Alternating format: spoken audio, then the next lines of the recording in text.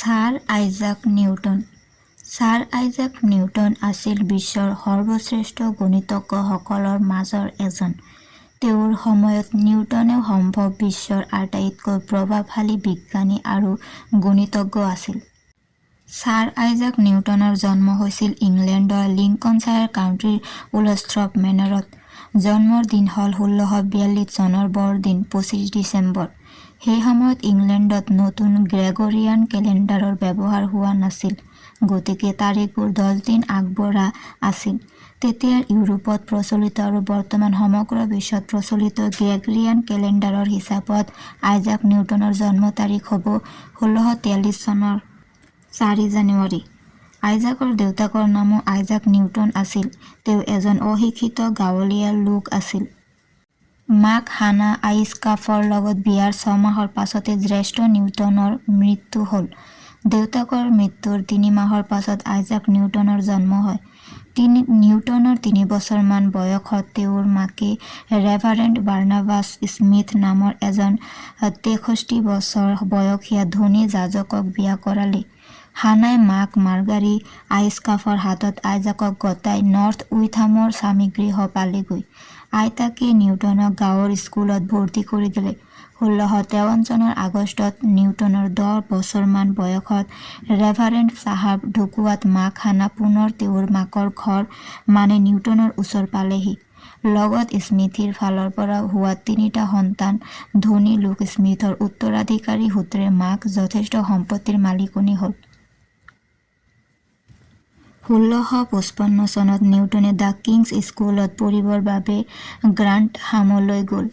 যদিও নিউটনহঁতৰ ঘৰৰ পৰা স্কুললৈ 5 মাইল মানহে আছিল, তথাপি নিউটনে গ্ৰান্টহামৰ এজন স্থানীয় কবিৰাজ মিষ্টাৰ উইলিয়াম ক্লাৰ্কৰ ঘৰত থাকিবলৈ ল'লে। উইলিয়াম ক্লাৰ্কৰ পত্নীৰ আগৰজন গিৰিয়েকৰ ফালৰ এন ষ্ট'ৰাৰ নামৰ এজনী ছোৱালীৰ লগত নিউটনৰ এক ৰোমান্টিক সম্পৰ্ক গঢ় লৈ উঠিল। যি কাৰণতে নহওক, সেই সম্পৰ্ক স্থায়ী নহ'ল আৰু পাছত মিষ্টাৰ ভিনচেণ্ট নামৰ এজন লোকৰ লগত ষ্ট'ৰাৰ বিয়া হ'ল।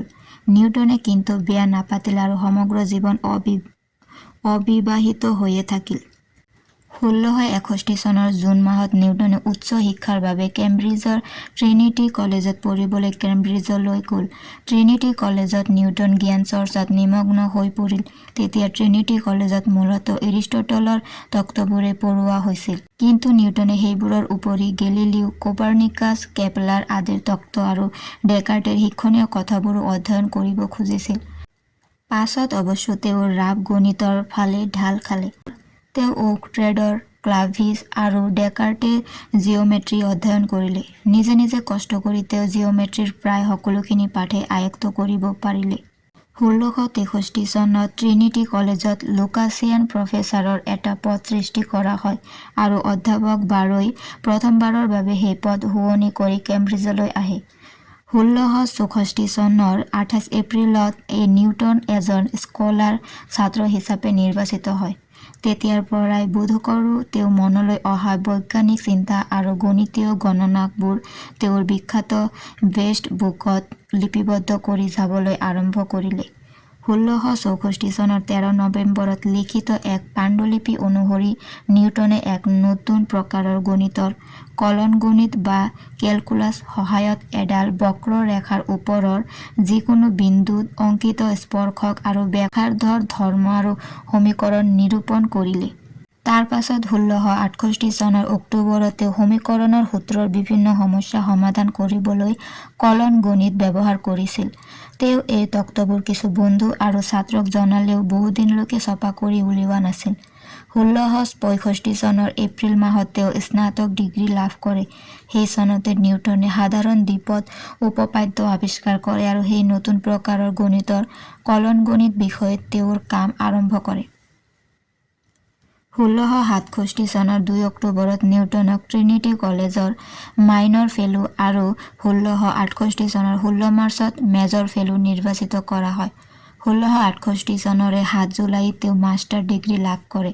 কেম্ব্ৰিজত নিউটনে প্ৰথমতে সম্ভৱত এলকেমি, যিকোনো পদাৰ্থৰ পৰা সোণ পাব পৰা এক সম্ভাৱ্য বুলি ভবা কিন্তু প্ৰকৃততে অসম্ভৱ পদ্ধতি বিষয়ে তেওঁৰ গৱেষণা আৰম্ভ কৰিছিল। কিন্তু 1668 চনত নিকোলাছ মাৰ্কেটৰ নামৰ এজন গণিতজ্ঞৰ অসীম শ্ৰেণী সম্পৰ্কীয় এখন কিতাপ পঢ়ি তেওঁ এই বিষয়ত আকৃষ্ট হৈ পৰে আৰু এই ক্ষেত্ৰত নিজাববীয়া কিছু পদ্ধতি আৱিষ্কাৰ কৰে। নিউটনে সেই পদ্ধতিবোৰ প্ৰফেচাৰ বাৰক দেখুওৱাৰ পাছত বাৰই সেইবোৰ লণ্ডনৰ এজন গণিতজ্ঞক চাবলৈ দিয়ে। গণিতজ্ঞজনে সেইবোৰ পৰীক্ষা কৰি একেবাৰে অভিভূত হৈ পৰে আৰু প্ৰথমবাৰৰ বাবে নিউটনৰ কৰ্মই গণিত জগতৰ দৃষ্টি আকৰ্ষণ কৰে। 1669 চনত নিউটনক এক গুৰুত্বপূৰ্ণ স্থান দিবৰ বাবে বাৰই লুকাচিয়ান প্ৰফেচাৰৰ পদৰ পৰা অব্যাহতি লয়। বাৰৰ ইচ্ছা অনুসৰি নিউটনক এই পদত নিযুক্তি দিয়া হ'ল। নিউটনে গণিতৰ এক নতুন শাখাৰূপে কলন গণিতৰ কাম লণ্ডনত প্লেগ হোৱাৰ সময়তে আৰম্ভ কৰিছিল আৰু কেলকুলাছৰ কিছুমান সূত্ৰ প্ৰয়োগ কৰি আন কিছুমান বৈজ্ঞানিক সমস্যাৰ গাণিতিক সমাধান আগবঢ়াইছিল। কিন্তু তেওঁৰ এই কলন গণিতৰ আৱিষ্কাৰৰ বিষয়ে 1693 চনলৈকে তেওঁ একো তথ্য প্ৰকাশ কৰা নাছিল। সবিশেষ তথ্যবোৰ প্ৰকাশ কৰিছিল তাৰো অনেক পাছত 1704 চনত। কিন্তু আন এজন গণিতজ্ঞ লেইবনিজে পৃথকে কেলকুলাছ আৱিষ্কাৰ কৰি 1864 চনতে সেই তথ্য গণিত জগতক জনাই দিলে।